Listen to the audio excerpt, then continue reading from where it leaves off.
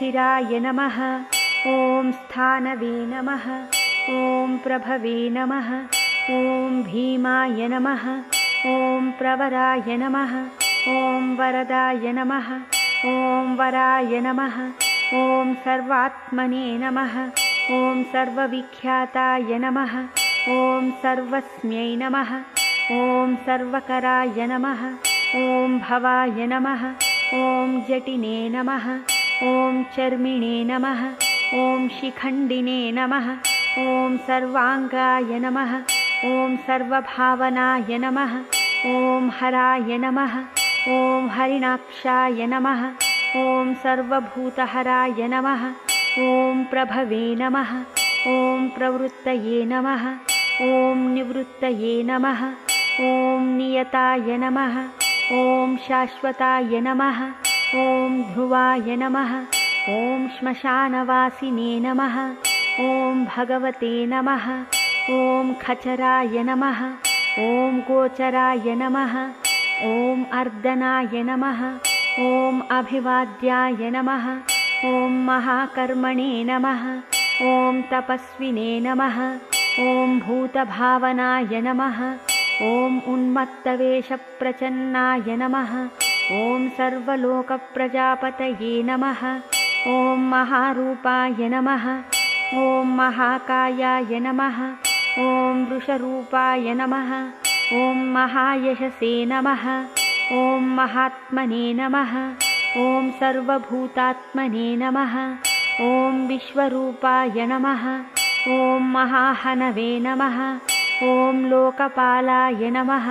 ॐ अन्तर्हितत्मने नमः। ॐ प्रसादाय नमः। ॐ हयगर्दभये नमः। ॐ पवित्राय नमः। ॐ महते नमः। ॐ नियमाय नमः। ॐ नियमाश्रिताय नमः। ॐ सर्वकर्मणे नमः। ॐ स्वयंभूताय नमः। ॐ आदये नमः। ॐ आदिकराय नमः। ॐ निधये नमः। ॐ सहस्राक्षाय नमः। ॐ विशालाक्षाय नमः। ॐ सोमाय नमः। ॐ नक्षत्रसाधकाय नमः। ॐ चन्द्राय नमः। ॐ सूर्याय नमः। ॐ शनये नमः। ॐ केतवे नमः। ॐ ग्रहाय नमः। ॐ ग्रहपतये नमः। ॐ वराय नमः। ॐ अत्रये नमः। ॐ अत्र्या नमस्कर्त्रे नमः। ॐ मृगबाणार्पणाय नमः। ॐ अनघाय नमः। ॐ महातपसे नमः। ॐ घोरतपसे नमः। ॐ अदीनाय नमः। ॐ दीनसाधकाय नमः। ॐ संवत्सरकराय नमः। ॐ मन्त्राय नमः। ॐ प्रमाणाय नमः। ॐ परमाय तपसे नमः। ॐ योगिने नमः। ॐ योज्याय नमः। ॐ महाबीजाय नमः। ॐ महारेतसे नमः। ॐ महाबलाय नमः। ॐ सुवर्णरेतसे नमः। ॐ सर्वज्ञाय नमः। ॐ सुबीजाय नमः। ॐ बीजवाहनाय नमः। ॐ दशबाहवे नमः। ॐ अनिमिषाय नमः। ॐ नीलकण्ठाय नमः। ॐ उमापतये नमः। ॐ विश्वरूपाय नमः। ॐ स्वयं श्रेष्ठाय नमः। ॐ बलवीराय नमः। ॐ अबलोगणाय नमः। ॐ गणकर्त्रे नमः। ॐ गणपतये नमः। ॐ दिग्वाससे नमः। ॐ कामाय नमः। ॐ मन्त्रविदे नमः। ॐ परमाय मन्त्राय नमः। ॐ सर्वभावकराय नमः। ॐ हराय नमः। ॐ कमण्डलुधराय नमः। ॐ धन्विने नमः। ॐ बाणहस्ताय नमः। ॐ कपालवते नमः। ॐ अशनये नमः।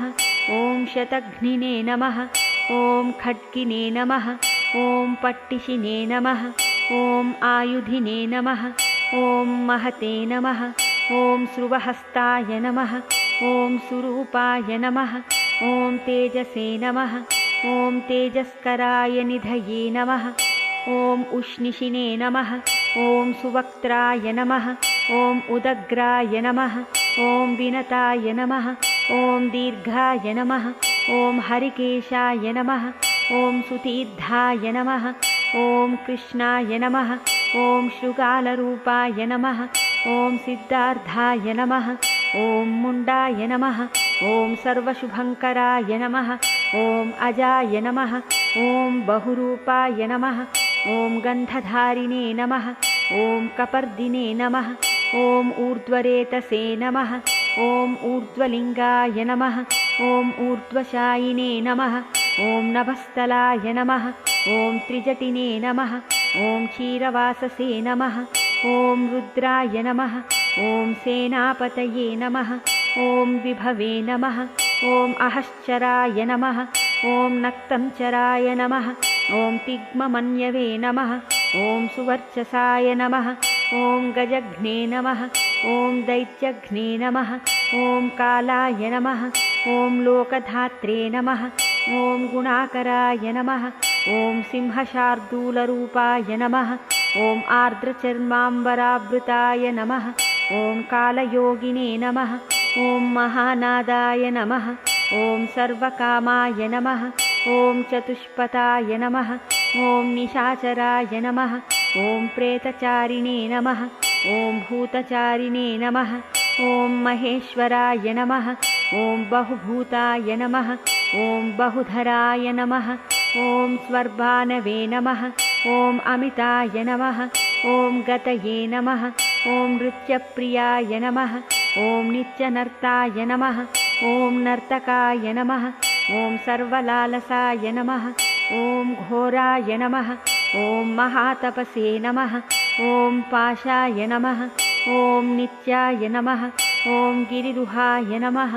ॐ नभसे नमः ॐ सहस्रहस्ताय नमः ॐ विजयाय नमः ॐ व्यवसायाय नमः ॐ अतन्द्रिताय नमः ॐ अदर्शनाय नमः ॐ दर्शनात्मने नमः ॐ यज्ञघ्ने नमः ॐ कामनाशकाय नमः ॐ दक्षागपहारिणे नमः ॐ सुसहाय नमः ॐ मध्यमाय नमः ॐ तेजोपहारिणे नमः ॐ बलघ्ने नमः ॐ मुदिताय नमः ॐ अर्धाय नमः ॐ अजिताय नमः ॐ अवराय नमः ॐ गम्भीरघोषय नमः ॐ गम्भीराय नमः ॐ गम्भीरबलवाहनाय नमः ॐ न्यग्रोधरूपाय नमः ॐ न्यग्रोधाय नमः ॐ वृक्षकर्णस्थिताय नमः ॐ विभवे नमः ॐ सुतीक्ष्ण्यदक्षनाय नमः ॐ महाकायाय नमः ॐ महाननाय नमः ॐ विश्वक्सेनाय नमः ॐ हरये नमः ॐ यज्ञाय नमः ॐ संयुगापीडवाहनाय नमः ॐ तीक्ष्णतापाय नमः ॐ हर्यश्वाय नमः ॐ सहायाय नमः ॐ कर्मकालविदे नमः ॐ विष्णुप्रसादिताय नमः ॐ यज्ञाय नमः ॐ समुद्राय नमः ॐ बडवामुखाय नमः ॐ हुताशनसहायाय नमः ॐ प्रशान्तात्मने नमः ॐ हुताशनाय नमः ॐ उग्रतेजसे नमः ॐ महातेजसे नमः ॐ जन्याय नमः ॐ विजयकालविदे नमः ॐ ज्योतिषामयनाय नमः ॐ सिद्धये नमः ॐ सर्वविग्रहाय नमः ॐ शिखिने नमः ॐ मुण्डिने नमः ॐ जटिने नमः ॐ ज्वलिने नमः ॐ मूर्तिजाय नमः ॐ मूर्धजाय नमः ॐ बलिने नमः ॐ वैनविने नमः ॐ पणविने नमः ॐ तालिने नमः ॐ खलिने नमः ॐ कालकटङ्कटाय नमः ॐ नक्षत्रविग्रहमतये नमः ॐ गुणबुद्धये नमः ॐ लयाय नमः ॐ अगमाय नमः ॐ प्रजापतये नमः ॐ विश्वबाहवे नमः ॐ विभागाय नमः ॐ सर्वगाय नमः ॐ अमुखाय नमः ॐ विमोचनाय नमः ॐ सुसरणाय नमः ॐ हिरण्यकवचोद्भवाय नमः ॐ मेढ्रजाय नमः ॐ बलचारिणे नमः ॐ महीचारिणे नमः ॐ श्रुताय नमः ॐ सर्वतूर्यविनोदिने नमः ॐ सर्वतोद्यपरिग्रहाय नमः। ॐ व्यालरूपाय नमः। ॐ गुहावासिने नमः। ॐ गुहाय नमः। ॐ मालिने नमः। ॐ तरङ्गविदे नमः। ॐ त्रिदशाय नमः। ॐ त्रिकालधृते नमः। ॐ कर्मसर्वबन्धविमोचनाय नमः। ॐ असुरेन्द्राणां बन्धनाय नमः। ॐ युधिशत्रुविनाशनाय नमः। ॐ साङ्ख्यप्रसादाय नमः। ॐ दूर्वाससे नमः। ॐ सर्वसाधिनिषेविताय नमः। ॐ प्रस्कन्दनाय नमः। ॐ यज्ञविभागविधे नमः। ॐ अतुल्याय नमः। ॐ यज्ञविभागविदे नमः। ॐ सर्ववासाय नमः। ॐ सर्वचारिणे नमः। ॐ दूर्वाससे नमः। ॐ वासवाय नमः। ॐ अमराय नमः। ॐ हैमाय नमः। ॐ हेमकराय नमः। ॐ निष्कर्माय नमः। ॐ सर्वधारिणे नमः। ॐ धरोत्तमाय नमः। ॐ लोहिताक्षाय नमः। ॐ माक्षाय नमः। ॐ विजयक्षाय नमः। ॐ विशारदाय नमः। ॐ सङ्ग्रहाय नमः। ॐ निग्रहाय नमः। ॐ कर्त्रे नमः। ॐ सर्पचीरनिवासनाय नमः। ॐ मुख्याय नमः। ॐ अमुख्याय नमः। ॐ देहाय नमः। ॐ काहलये नमः। ॐ सर्वकामदाय नमः। ॐ सर्वकालप्रसादये नमः। ॐ सुबलाय नमः। ॐ बलरूपधृते नमः। ॐ सर्वकामवराय नमः। ॐ सर्वदाय नमः। ॐ सर्वतोमुखाय नमः। ॐ आकाशनिर्विरूपाय नमः। ॐ निपातिने नमः। ॐ अवशाय नमः। ॐ खगाय नमः। ॐ रौद्ररूपाय नमः। ॐ अंशवे नमः। ॐ आदित्याय नमः। ॐ बहुरश्मये नमः। ॐ सुवर्चसिने नमः। ॐ वसुवेगाय नमः। ॐ महावेगाय नमः। ॐ मनोवेगाय नमः। ॐ निशाचराय नमः। ॐ सर्ववासिने नमः। ॐ श्रियावासिने नमः। ॐ उपदेशकराय नमः। ॐ अकाराय नमः। ॐ मुनये नमः। ॐ आत्मनिरालोकाय नमः। ॐ संभग्नाय नमः। ॐ सहस्रदाय नमः। ॐ पक्षिणे नमः। ॐ पक्षरूपाय नमः। ॐ अतिदीप्ताय नमः। ॐ विशाम्पतये नमः। ॐ उन्मादाय नमः। ॐ मदनाय नमः। ॐ कामाय नमः। ॐ अश्वत्थामाय नमः। ॐ अर्धकराय नमः। ॐ यशसे नमः। ॐ वामदेवाय नमः। ॐ वामाय नमः। ॐ प्राचे नमः। ॐ दक्षिणाय नमः। ॐ वामनाय नमः। ॐ सिद्धयोगिने नमः। ॐ महर्षये नमः। ॐ सिद्धार्थाय नमः। ॐ सिद्धसाधकाय नमः। ॐ भिक्षवे नमः। ॐ भिक्षुरूपाय नमः। ॐ विपणाय नमः। ॐ मृदवे नमः। ॐ अव्ययाय नमः। ॐ महासेनाय नमः। ॐ विशाखाय नमः। ॐ षष्टिभागाय नमः। ॐ गवाम्पतये नमः। ॐ वज्रहस्ताय नमः। ॐ विष्कम्भिने नमः। ॐ चमूस्तम्भनाय नमः। ॐ वृत्तावृत्तकराय नमः। ॐ तालाय नमः। ॐ मधवे नमः। ॐ मधुकलोचनाय नमः। ॐ वाचस्पत्याय नमः। ॐ वाजसेनाय नमः। ॐ नित्यमाश्रितपूजिताय नमः। ॐ ब्रह्मचारिणे नमः। ॐ लोकचारिणे नमः। ॐ सर्वचारिणे नमः। ॐ विचारविदे नमः। ॐ ईशानाय नमः। ॐ ईश्वराय नमः। ॐ कालाय नमः। ॐ निशाचारिणे नमः। ॐ पिनाकभृते नमः। ॐ निमित्तस्थाय नमः। ॐ निमित्ताय नमः। ॐ नन्दये नमः। ॐ नन्दिकराय नमः। ॐ हरये नमः। ॐ नन्दीश्वराय नमः। ॐ नन्दिने नमः। ॐ नन्दनाय नमः। ॐ नन्दिवर्धनाय नमः। ॐ भगहारिणे नमः। ॐ निहन्त्रे नमः। ॐ कलाय नमः। ॐ ब्रह्मणे नमः। ॐ पितामहाय नमः। ॐ चतुर्मुखाय नमः। ॐ महालिङ्गाय नमः। ॐ चारुलिङ्गाय नमः। ॐ लिङ्गाध्यक्षाय नमः। ॐ सुराध्यक्षाय नमः। ॐ योगाध्यक्षाय नमः ॐ युगावहाय नमः ॐ बीजाध्यक्षाय नमः ॐ बीजकर्त्रे नमः ॐ आध्यात्मानुगताय नमः ॐ बलाय नमः ॐ इतिहासाय नमः ॐ सकल्पाय नमः ॐ गौतमाय नमः ॐ निशाकराय नमः ॐ दम्भाय नमः ॐ अदम्भाय नमः ॐ वैदम्भाय नमः ॐ वश्याय नमः ॐ वशकराय नमः ॐ कलये नमः ॐ लोककर्त्रे नमः ॐ पशुपतये नमः ॐ महाकर्त्रे नमः ॐ अनौषधाय नमः ॐ अक्षराय नमः ॐ परमाय ब्रह्मणे नमः ॐ बलवते नमः ॐ शक्राय नमः ॐ नित्यै नमः ॐ अनित्यै नमः ॐ शुद्धात्मने नमः ॐ शुद्धाय नमः ॐ मान्याय नमः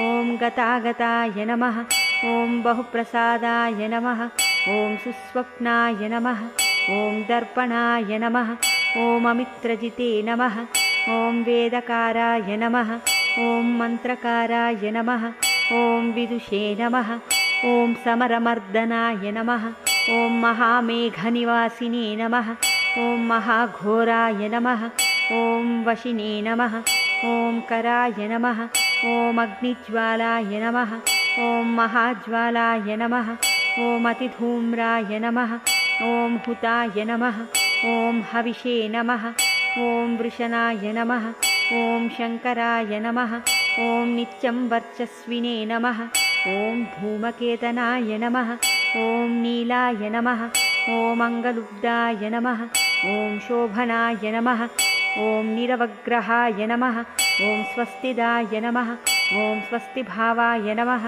ॐ भागिने नमः ॐ भागकराय नमः ॐ लघवे नमः ॐ उत्सङ्गाय नमः ॐ महाङ्गाय नमः ॐ महागर्भपरायणाय नमः ॐ कृष्णवर्णाय नमः ॐ सुवर्णाय नमः ॐ सर्वदेहिनाम् इन्द्रियाय नमः ॐ महापादाय नमः ॐ महाहस्ताय नमः ॐ महाकायाय नमः ॐ महायशसे नमः ॐ महामूर्ध्ने नमः ॐ महामात्राय नमः ॐ महानेत्राय नमः ॐ निशालयाय नमः ॐ महान्तकाय नमः ॐ महाकर्णाय नमः ॐ महोष्टाय नमः ॐ महाहनवे नमः ॐ महानासाय नमः ॐ महाकम्बवे नमः ॐ महाग्रीवाय नमः ॐ श्मशानभाजे नमः ॐ महावक्षसे नमः ॐ महोरस्काय नमः ॐ अन्तरात्मने नमः ॐ मृगालयाय नमः ॐ लम्बनाय नमः ॐ लम्बितोष्ठाय नमः ॐ महामायाय नमः ॐ पयोनिधये नमः ॐ महादन्ताय नमः ॐ महादंष्ट्राय नमः ॐ महाजिह्वाय नमः ॐ महामुखाय नमः ॐ महानखाय नमः ॐ महारोमाय नमः ॐ महाकोशाय नमः ॐ महाजटाय नमः ॐ प्रसन्नाय नमः ॐ प्रसादाय नमः ॐ प्रत्ययाय नमः ॐ गिरिसाधनाय नमः ॐ स्नेहनाय नमः ॐ अस्नेहनाय नमः ॐ अजिताय नमः ॐ महामुनये नमः ॐ वृक्षाकाराय नमः ॐ वृक्षकेतवे नमः ॐ अनलाय नमः ॐ वायुवाहनाय नमः ॐ गण्डलिने नमः ॐ मेरुधाम्ने नमः ॐ देवाधिपतये नमः ॐ अथर्वशीर्षाय नमः ॐ सामास्याय नमः ॐ ऋक्सहस्रामितेक्षणाय नमः ॐ यजुःपादभुजाय नमः ॐ गुह्याय नमः ॐ प्रकाशाय नमः ॐ जङ्गमाय नमः ॐ अमोघार्दाय नमः ॐ प्रसादाय नमः ॐ अभिगम्याय नमः ॐ सुदर्शनाय नमः ॐ उपकाराय नमः ॐ प्रियाय नमः ॐ सर्वाय नमः ॐ कनकाय नमः ॐ कञ्चनच्छवये नमः ॐ नाभये नमः ॐ नन्दिकराय नमः ॐ भावाय नमः ॐ पुष्करस्थापतये नमः ॐ स्थिराय नमः ॐ द्वादशाय नमः ॐ त्रासनाय नमः ॐ आद्याय नमः ॐ यज्ञाय नमः ॐ यज्ञसमाहिताय नमः ॐ नक्तं नमः ॐ कलये नमः ॐ कालाय नमः ॐ मकराय नमः ॐ कालपूजिताय नमः ॐ सगणाय नमः ॐ गणकाराय नमः ॐ भूतवाहनसारथये नमः ॐ भस्मशयाय नमः ॐ भस्मगोप्त्रे नमः ॐ भस्मभूताय नमः ॐ तरवे नमः ॐ गणाय नमः ॐ लोकपालाय नमः ॐ अलोकाय नमः ॐ महात्मने नमः ॐ सर्वपूजिताय नमः ॐ शुक्लाय नमः ॐ त्रिशुक्लाय नमः ॐ सम्पन्नाय नमः ॐ शुचये नमः ॐ भूतनिषेविताय नमः ॐ आश्रमस्थाय नमः ॐ क्रियावस्थाय नमः ॐ विश्वकर्ममतये नमः ॐ वराय नमः ॐ विशालशाखाय नमः ॐ ताम्रोष्ठाय नमः ॐ अम्बुजालाय नमः ॐ सुनिश्चलाय नमः ॐ कपिलाय नमः ॐ कपीशाय नमः ॐ शुक्लाय नमः ॐ आयुषे नमः ॐ पराय नमः ॐ अपराय नमः ॐ गन्धर्वाय नमः ॐ अदितये नमः ॐ तार्क्ष्याय नमः ॐ सुविघ्नेयाय नमः ॐ सुशारदाय नमः ॐ परश्वधायुधाय नमः ॐ देवाय नमः ॐ अनुकारिणे नमः ॐ सुबान्धवाय नमः ॐ तुम्बवीणाय नमः ॐ महाक्रोधाय नमः ॐ ऊर्ध्वरेतसे नमः ॐ जलेशयाय नमः ॐ उग्राय नमः ॐ वशङ्कराय नमः ॐ वंशाय नमः ॐ वंशनादाय नमः ॐ अनिन्दिताय नमः ॐ सर्वाङ्गरूपाय नमः ॐ मायाविने नमः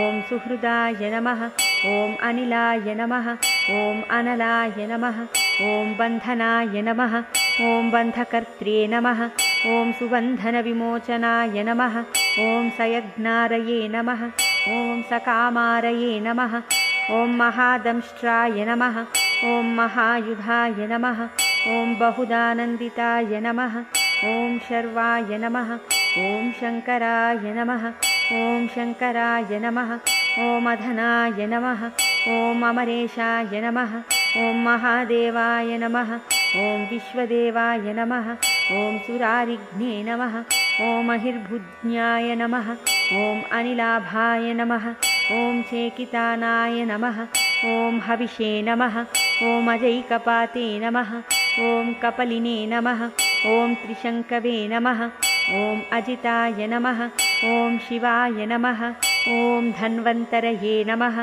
ॐ धूमकेतवे नमः ॐ स्कन्दाय नमः ॐ वैश्रवणाय नमः ॐ धात्रे नमः ॐ शक्राय नमः ॐ विष्णवे नमः ॐ मित्राय नमः ॐ त्वष्ट्रे नमः ॐ ध्रुवाय नमः ॐ धराय नमः ॐ प्रभावाय नमः ॐ सर्वगायवायवे नमः ॐ अर्यम्ने नमः ॐ सवित्रे नमः ॐ रवये नमः ॐ उषङ्गवे नमः ॐ विधात्रे नमः ॐ मान्धात्रे नमः ॐ भूतभावनाय नमः ॐ विभवे नमः ॐ वर्णविभाविने नमः ॐ सर्वकामगुणावहाय नमः ॐ पद्मनाभाय नमः ॐ महागर्भाय नमः ॐ चन्द्रवक्त्राय नमः ॐ अनिलाय नमः ॐ अनलाय नमः ॐ बलवते नमः ॐ उपशान्ताय नमः ॐ पुराणाय नमः ॐ पुण्यचञ्चवे नमः ॐ ये नमः ॐ कुरुकर्त्रे नमः ॐ कुरुवासिने नमः ॐ कुरुभूताय नमः ॐ गुणौषधाय नमः ॐ सर्वाशयाय नमः ॐ दर्भचारिणे नमः ॐ सर्वेषां प्राणिनां पतये नमः ॐ देवदेवाय नमः ॐ सुखासक्ताय नमः ॐ सते नमः ॐ असते नमः ॐ सर्वरत्नविदे नमः ॐ कैलासगिरिवासिने नमः ॐ हिमवद्गिरिसंश्रयाय नमः ॐ कूलहारिणे नमः ॐ कुलकर्त्रे नमः ॐ बहुविद्याय नमः ॐ बहुप्रदाय नमः ॐ वनिजाय नमः ॐ वर्धकिने नमः ॐ वृक्षाय नमः ॐ वकिलाय नमः ॐ चन्दनाय नमः ॐ छदाय नमः ॐ सारग्रीवाय नमः ॐ महाजत्रवे नमः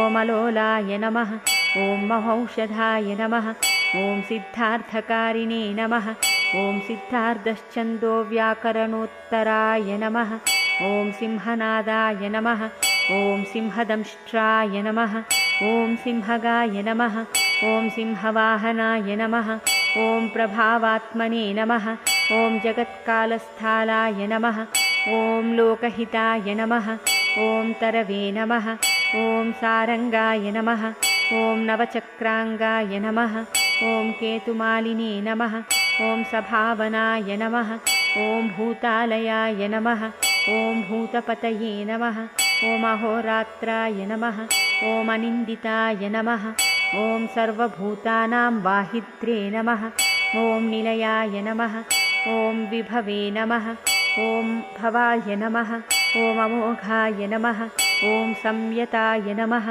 ॐ अश्वाय नमः ॐ भोजनाय नमः ॐ प्राणधारणाय नमः ॐ धृतिमते नमः ॐ मतिमते नमः ॐ दक्षाय नमः ॐ सत्कृताय नमः ॐ युगाधिपाय नमः ॐ गोपालये नमः ॐ गोपतये नमः ॐ ग्रामाय नमः ॐ गोचर्मवसनाय नमः ॐ हरये नमः ॐ हिरण्यबाहवे नमः ॐ प्रवेशिनां गुहापालाय नमः ॐ प्रकृष्टारये नमः ॐ महाहर्षाय नमः ॐ जितकामाय नमः ॐ जितेन्द्रियाय नमः ॐ गान्धाराय नमः ॐ सुवासाय नमः ॐ तपःसक्ताय नमः ॐ रतये नमः ॐ नराय नमः ॐ महागीताय नमः ॐ महानृत्याय नमः ॐ अप्सरोगणसेविताय नमः ॐ महाकेतवे नमः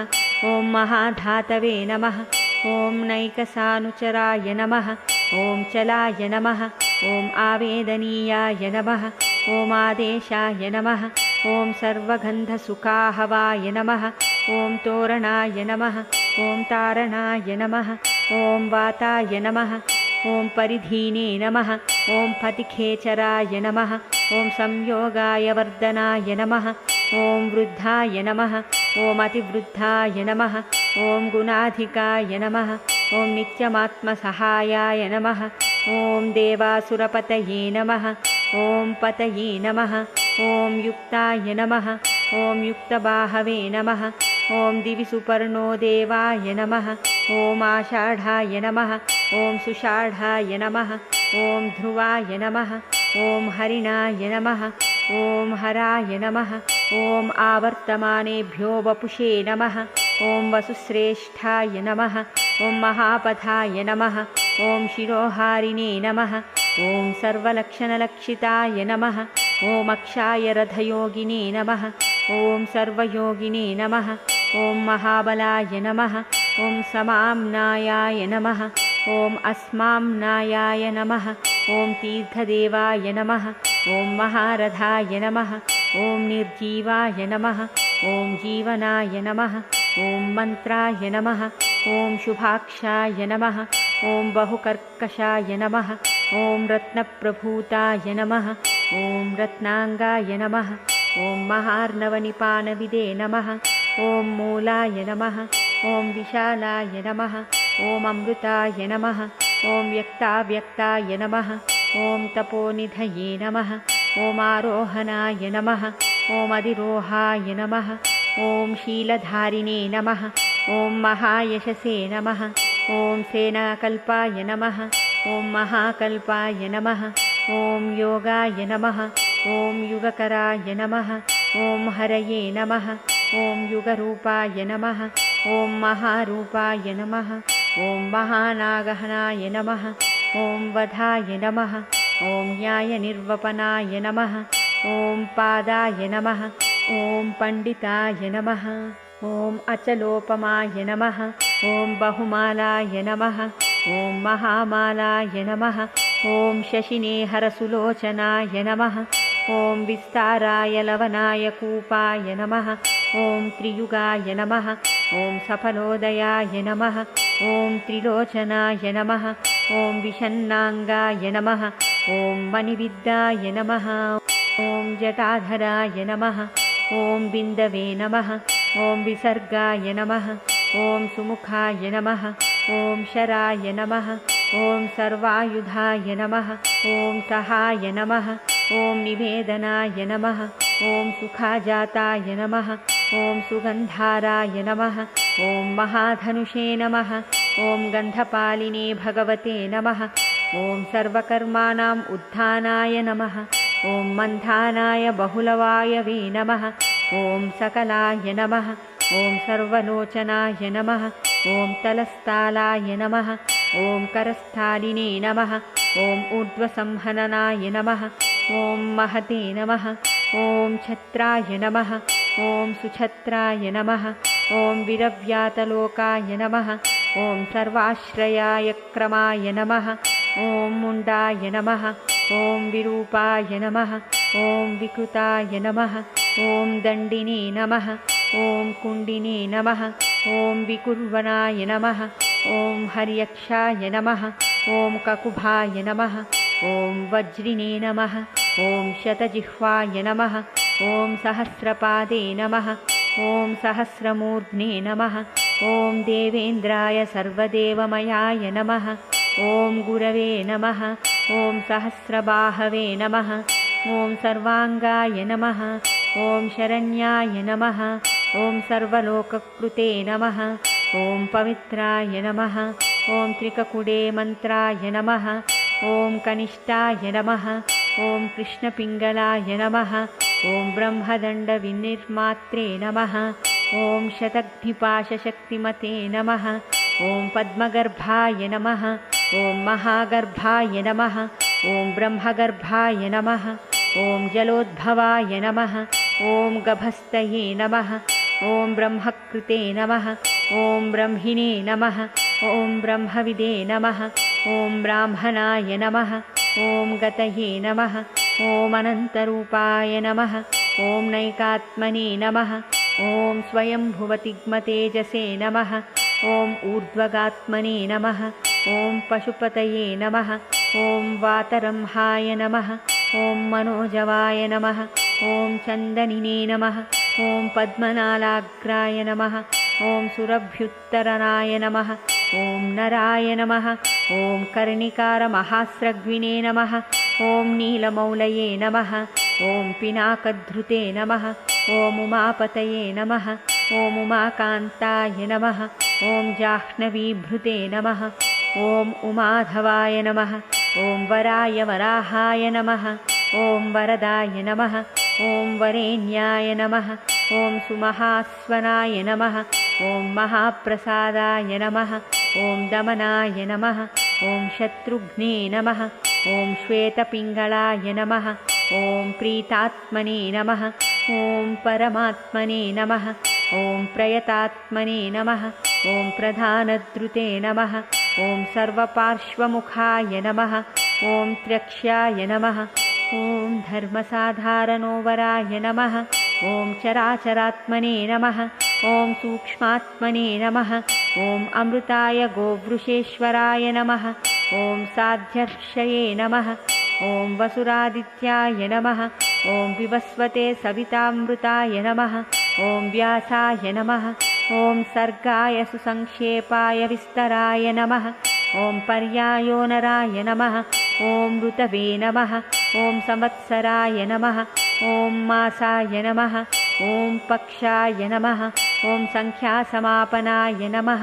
ॐ कलाभ्यो नमः। ॐ काष्ठाभ्यो नमः। ॐ लवेभ्यो नमः। ॐ मात्राभ्यो नमः।